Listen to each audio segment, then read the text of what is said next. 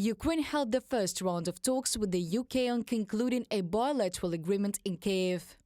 The UK was the first to sign a security agreement with Ukraine, and now it is the first to work on a historic document on a 100-year partnership. We hope that the talks will be successful, so that this historic document will soon be signed by the President of Ukraine and the Prime Minister of the UK. Andriy Yermak, head of the Office of the President of Ukraine, on the website of the Office of the President of Ukraine.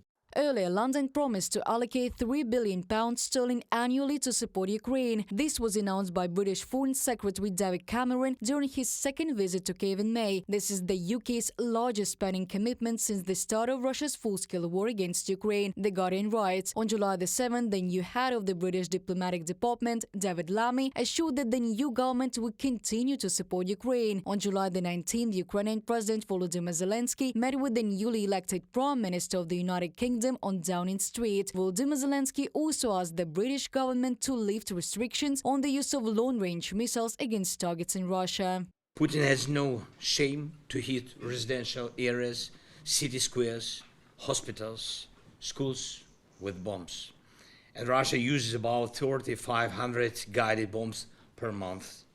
And it's impossible to shoot them all down. But it's possible to destroy all the bombs carriers. And I ask you to show your leadership in this, and please convince their other partners to remove the limits. We need this step, a step that will force Russia to seek peace.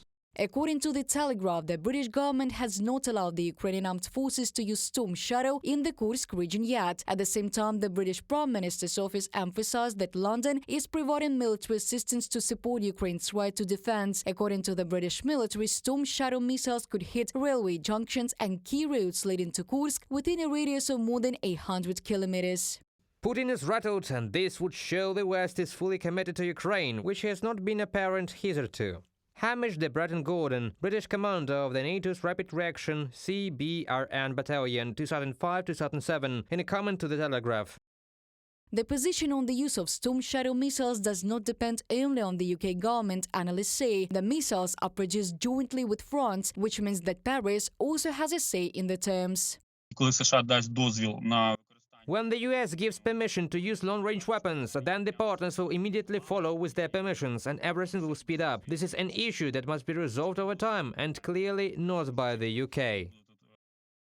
The UK, along with the USA and Germany, is leading help in Ukraine. According to the British government, the UK has pledged to allocate more than €14 billion to Ukraine from February 2022, of which about €9 billion is for military assistance, including almost €3.5 billion for military assistance until 2025. Reported by Diana Kolesnik, Христина Домбровська, UATV News.